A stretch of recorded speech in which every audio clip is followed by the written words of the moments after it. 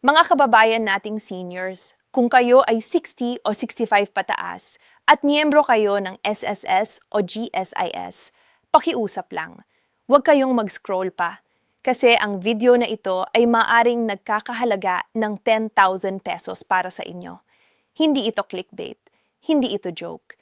May mga senior ngayon na naggulat na lang nang makita nila sa kanilang passbook o sa kanilang SSS online account mayroong 10,100 CISP na hindi nila inaasahan. At marami sa kanila ay hindi alam kung saan nanggaling iyon. Ilang seniors pa ay hindi nag-aabang ng gayong halaga dahil hindi nila nalalaman na may karapatan pala sila rito. Kaya ngayon, dito tayo magkakausap. Parang magkaibigan lang na nag-uusap sa mesa ng kusina. May mainit na kape. Walang komplikadong salita. Sasabihin ko sa inyo kung ano ang nangyayari, kung sino ang apektado, kung magkano ang magkakanak ninyo, at kung ano ang dapat ninyong gawin ngayong Abril para hindi kayo mawalan ng kahit isang piso na nararapat sa inyo. Dahil ang panahon na ito ang buwan ng Abril, ay may dala itong mga pagbabago na direktang nakakaapekto sa inyong monthly pension, sa inyong 13th month pay, at sa ilang nakatagong benepisyo na maaring hindi pa ninyo natatanggap. Makinig kayo ng mabuti dahil ito ay para sa inyo, sa inyong kapakanan at sa inyong pamilya. Una sa lahat, pag-usapan natin kung saan nanggaling ang 10,150 na ito at bakit biglang lumabas sa ilang accounts. Hindi ito isang random na deposito. Ito ay resulta ng 2 o 3 magkasamang benepisyo na nag-overlap ngayong Abril. At kapag sabay-sabay na dumating, malaki ang magiging halaga. Ang unang bahagi ay ang regular monthly pension. Para sa isang average SSS pensioner na may 30 hanggang 40 years of contributions, ang monthly pension ay nasa pagitan ng 3,200 at 5,500 bawat buwan. Depende ito sa inyong average monthly salary credit o AMSC at sa bilang ang inyong credited years of service. Kung mas matagal kayong nagbayad ng SSS, mas mataas ang inyong pensyon. Ang ikalawang bahagi ay ang 13th month pension o tinatawag din ng ilan na May 13th month o December bonus. Nagtanong kayo bakit Abril? Dahil ang ilang pensioners, lalo na ang mga GSIS members, ay nakatanggap ng kanilang advanced benefit adjustments o catch-up payments ngayong Abril dahil sa mga administrative delays mula noong nakaraang taon. Ang halaga nito ay katumbas ng isang buwang pensyon. Kaya kung ang inyong monthly pension ay 5,000, 5,000 rin iyan na nadagdag. At ang ikatlong bahagi, ito ang maraming hindi alam ay ang Cost of Living Allowance Adjustment o COLA. Sa ilang GSIS pensioners, lalo na sa mga dating government employees na nagretiro pagkatapos ng 2017, may automatic na COLA adjustment na isinagawa ng pamahalaan batay sa inflation rate ng nakaraang taon. Ito ay mula 500 hanggang 2,000 pesos bawat buwan. At kapag binayaran ng retroactive para sa 3 o 4 na buwan, madaling maabot ang 6,000 hanggang 8,000 pesos na dagdag sa isang disbursement. Kapag pinagsama ang lahat ng ito, ang regular pension, ang catch-up 13th month, at ang COLA arrears, maaring lumabas ang 10,950 o kahit higit pa, depende sa inyong kategorya bilang pensyon.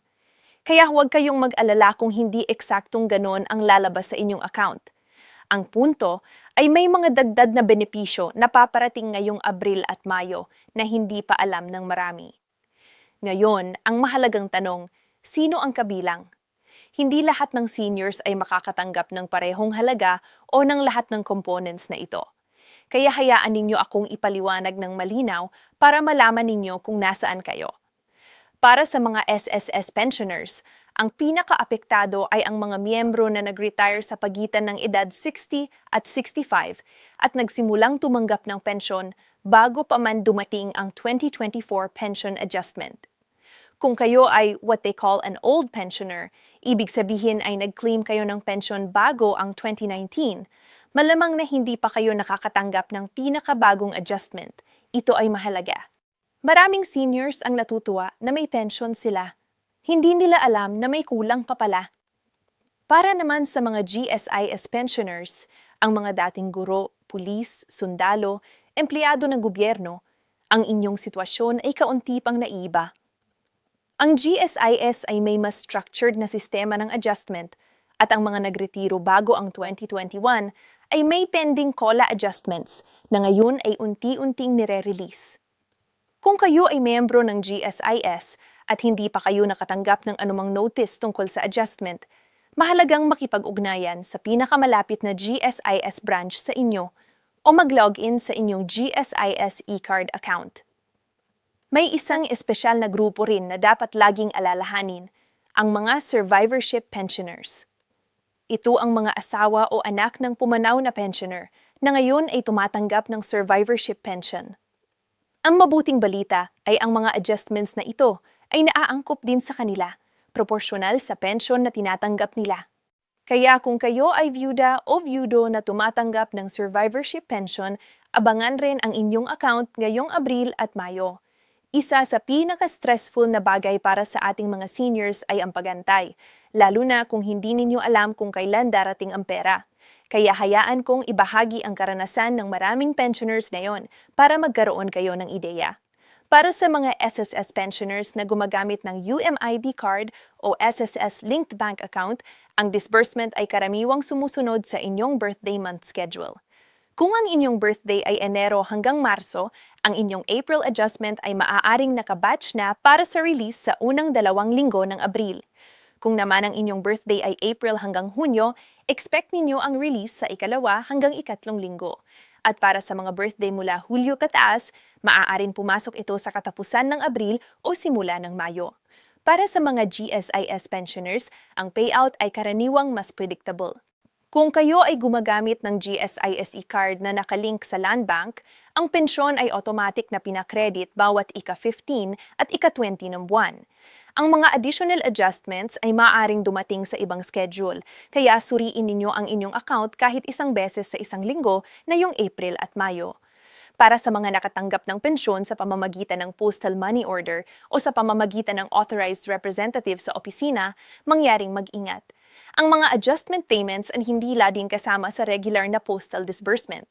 Malamang, kailangan ninyong pumunta mismo sa SSS o GSISS office para i-claim ang adjustments na ito ng personal o kaya ay mag-enroll na sa digital payment para hindi na kayo mahirapan sa hinaharap.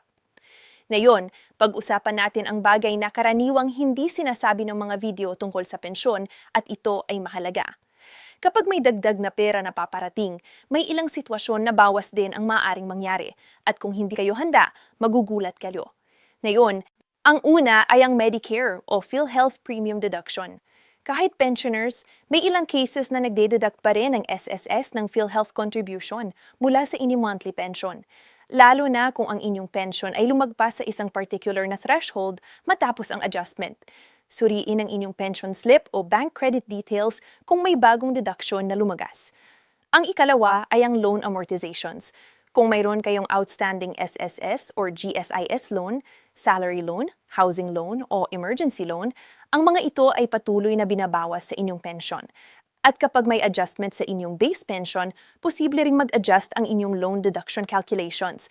Kaya kung may loan kayo, tawagan ang inyong branch at tanungin kung may epekto ang adjustment sa inyong loan balance. Ang ikatlong bagay at ito ay para sa mga GSIS pensioners na nasa gobyerno pa rin, may part-time o contractual na trabaho, may provision na tinatawag na re-employment rule. Kung kayo ay muling nagtatrabaho sa gobyerno, kahit part-time, ang inyong pensyon ay maaaring temporarily suspended o bawasan.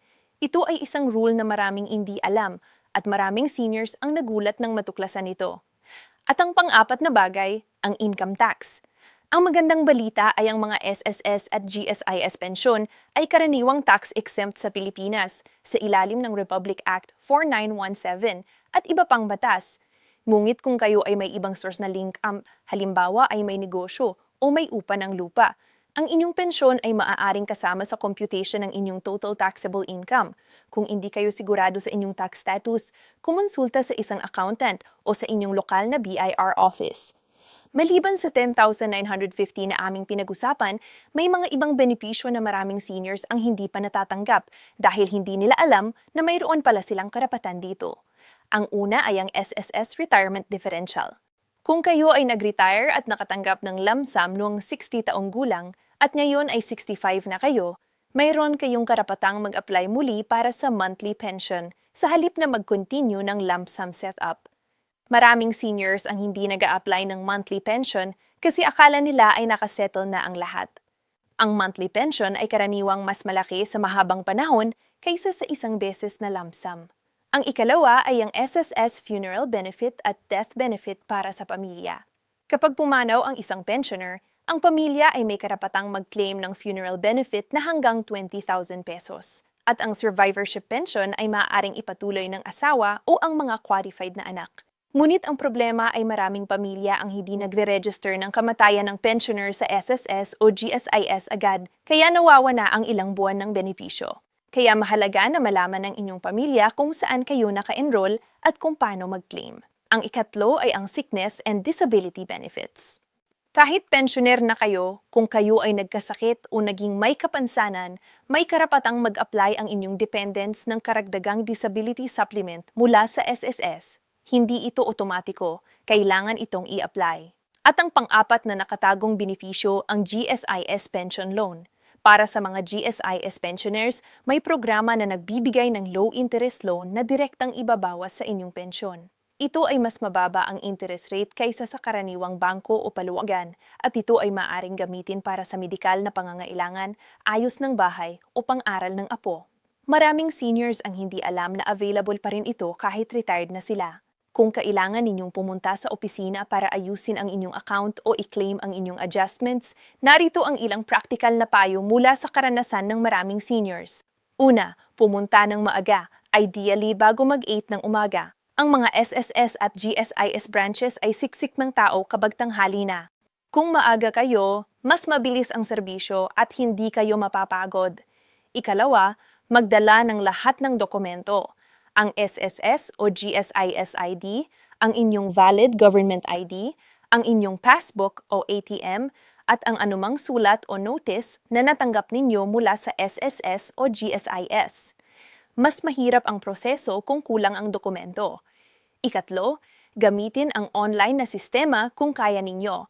Ang SSS may GSIS portal at ang GSIS member portal ay nagbibigay ng access sa inyong records nang hindi na kailangang pumunta pa sa opisina. Kung may anak o apo kayo na marunong gumamit ng computer, humingi ng tulong. Maraming adjustment inquiries ay maaaring i-verify online. At ikaapat, huwag mahiyang magtanong. Ang mga customer service representatives sa SSS at GSIS ay may obligasyong sumagot sa inyong mga katanungan. Kung hindi malinaw ang sagot, humingi ng supervisor o ng written explanation. Kayo ay may karapatan sa malinaw na impormasyon tungkol sa inyong sariling pensyon. Mga kababayan, ang mensahe ngayon ay simple lang. Ang inyong pensyon ay hindi lang isang regalo ng gobyerno. Ito ay resulta ng inyong mga tao ng pagtatrabaho, ng inyong mga kontribusyon, at ng inyong sakripisyo para sa inyong pamilya. Kaya nararapat lang na makuha ninyo ang bawat pisong nararapat sa inyo. Ang 10,999 na binabangkit natin ngayon, maari itong pagkain para sa isang buwan, gamot para sa isang quarter, o tulong sa apo na nag-aaral. Huwag hayaang matulog ito sa isang opisina dahil hindi ninyo alam na mayroon pala kayong karapatan rito. Ibahagi ang video na ito sa inyong mga kaibigan, sa inyong mga kamag-anak, sa ibang senior sa inyong komunidad, lalo na sa mga hindi gumagamit ng internet at maaring hindi makarating sa impormasyong ito, sapagkat ang tunay na pagmamahal ay ang pagtulong sa kapwa na makuha ang lahat ng nararapat sa kanila. At kung may katanungan kayo, ilagay sa comment section sa ibaba. Sagutan natin ng magkasama. Ingat kayo lagi at patuloy tayong mag-aral para sa mas maayos na kinabukasan.